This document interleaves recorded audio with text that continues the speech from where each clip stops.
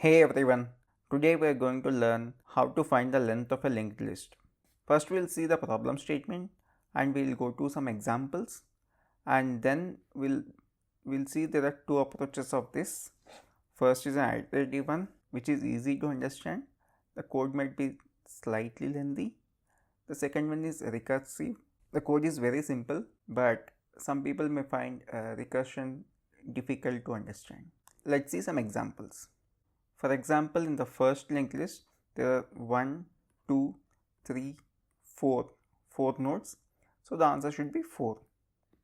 In the second one, there is 1, 2, it should be 2. In the third one, there is only one node. In the fourth one, since the head itself is null, we should return 0. For any problem, understanding the edge cases is more important. For example, here the edge case is when the input is null. We have to handle search scenarios as well. Let's look at the first approach. In this example, we have 2, 3, 1, 5 and the head is at 2. To solve this manually, what we can do is, let's have a variable length which will be 0 at the beginning, and we start with the first one. Now the current is at head, which is a 2. Then let's increment the length. Now length is 1. Then we move the current to the next one. Now the current is at 3 and we increment the length. So now the length is 2. Then we move the current to the next element, which is this, and increment the length and move the current to the next element and increment the length and move the current to the next element. Now since the current element is null, we stop the process and we return whatever value we have. Let's write in plain English what we did, and then we'll convert that into pseudocode, and then we'll write a code for that. First we assign length equal to 0 and current equal to head,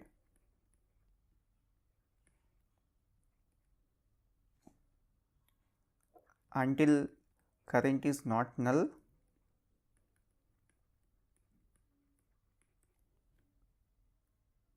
Increment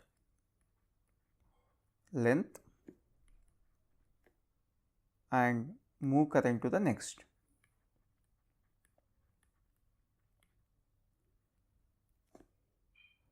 At the end, return length. So this is what we did in plain simple English. Let's write a pseudocode for this.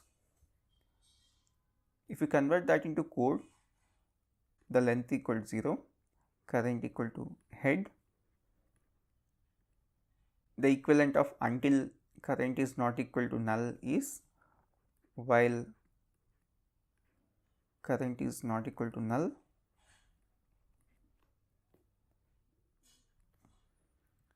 to increment length it's length plus plus,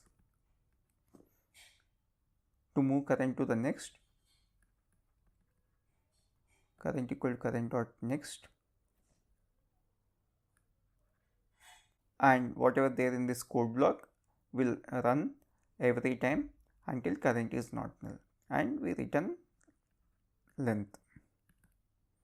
Let's write a code for this. Here I am going to write code in Java, but the language is not important. You can write the same code in any language. If you build the logic and able to write in one language, writing in another language should be very simple.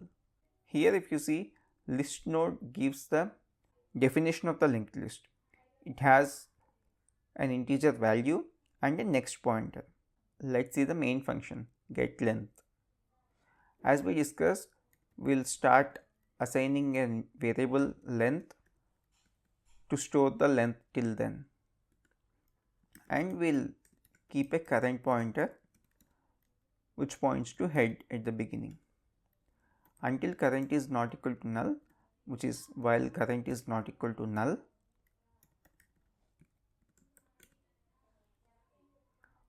we'll increment the length and we move the current pointer to the next and we return the length. Let's run this and see the output. If you see, all the cases are passing now. When the input is 2, 3, 1, 4, the expected output is we should return 4, which is the length of these elements. When there is only one element 3, it return 1. When there are two elements, we got 2. Most importantly, when the list is empty, we return 0. Handling edge case is most important in the code. This code is 1, 2, 3, 4, 5, 6, 7 lines. Let's see a much simpler version with only 2 lines. In this way, the intuition is when you are at 2, what's the length? It is 1 plus the length of this entire piece. When you are at 3, it is 1 plus this entire piece until the last element. When you are at null, the length is 0, no elements to process. So the getLength method can be simply written as, let's say we have a method getLength to get the length and it takes a node as an input. We start with the base case. If node is null, the length is 0, we have to return 0.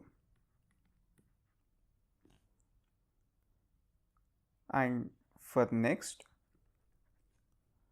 we return 1 plus, we call the same function again with the next pointer.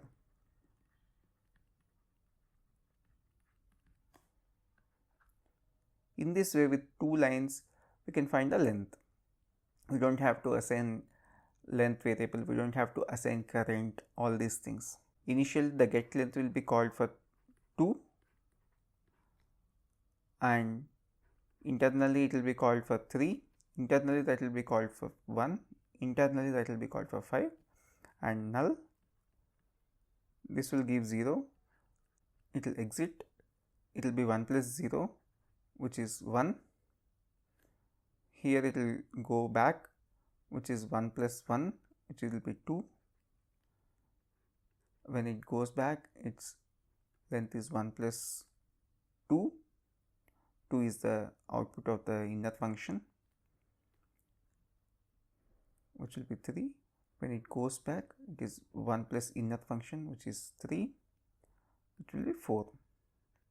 In the previous approach, when we found the length, we started with 2 and incremented length 1 by 1. When we are at the second element, the length is already 2. We calculated length from left to right. In this way, a rightmost will be computed first and then it gives the length back and it gets added. That's the difference between both the approaches. You can use any of these, but when you get the first approach, that can be used in other problems as well. Let's see the code for this. In this approach, we'll write code in a recursive way. We'll start with the base condition, which is if head is null, we return 0. In recursion, the base case is most important. Otherwise, it can go in infinite loop. Otherwise, it can run infinitely. In all other cases, we'll increment that particular element and then we'll calculate the length of the remaining elements, which is 1 plus, and we'll call the same function again with the next pointer. Let's run this and see. Even now, all the cases are passing. That's it for this video. In the coming videos, we'll solve all the problems of linked list starting from easy to the hard. If you like this video, do check other videos on this channel and check the linked list series playlist. Thanks for watching. Happy coding.